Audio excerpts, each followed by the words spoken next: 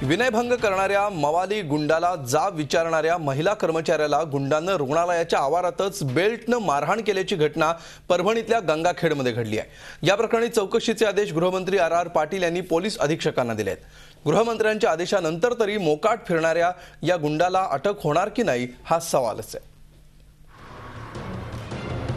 हे दृश्य एखाद्या चित्रपटातलं नाही की तालिबानी राजवट असलेल्या भागातलं नाही। हे दृश्य आहे महिला सबलीकरणाच्या गप्पा मारणाऱ्या पुरोगामी महाराष्ट्रातलं। परभणी जिल्ह्याच्या गंगाखेड उपजिल्हा रुग्णालयात हा धक्कादायक प्रकार घडला। गेल्या 27 मे रोजी रुग्णालयात साफसफाईचं काम करणाऱ्या शोभाताई वैजनाथ मोरे नावाच्या महिलेला गंगाखेडच्या फुले नगरात राहणाऱ्या धर्मराज घुबाळे या गुंडाने जोरदार धक्का मारला। शोभाताईंनी त्याला जाब विचारताच त्याने चापट मारली।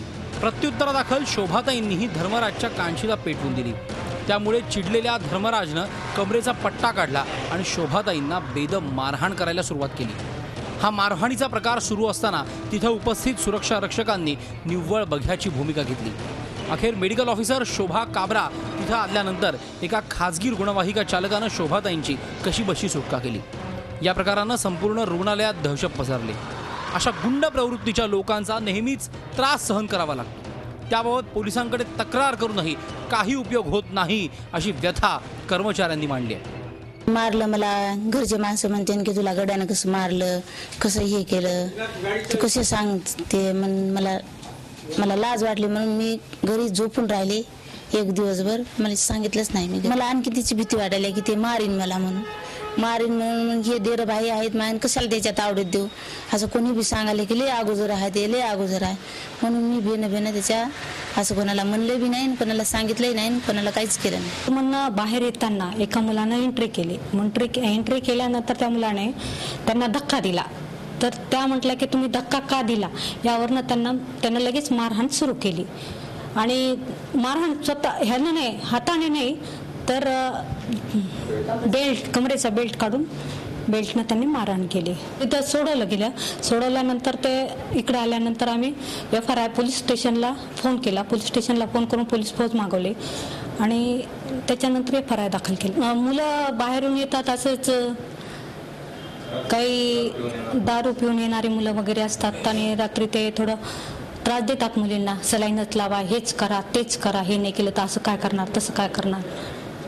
आणि आम्ही नाही शिवीगाळ मारहाणचे प्रकार घडतात।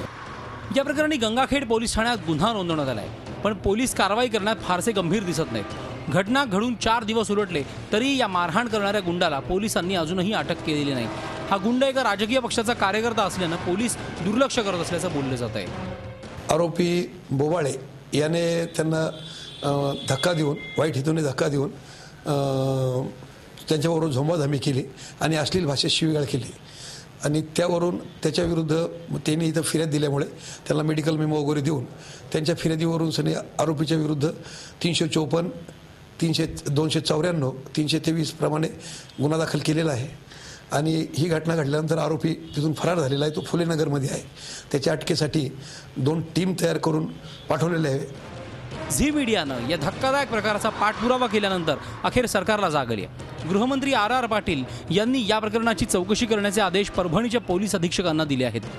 मी आपल्या चॅनलवर बातमी ऐकलेली आहे आणि SPला तातडीने लक्ष घालून चौकशी करण्याच्या सूचना दिलेल्या आहेत। निदान आता तरी पोलीस या मोकाट गुंडाला अटक करण्याची कारवाई करणार का आणि यापुढे असा लाजिरवाणा प्रकार घडू नये यासाठी काय पावलं उचलणार हा खरा सवाल आहे।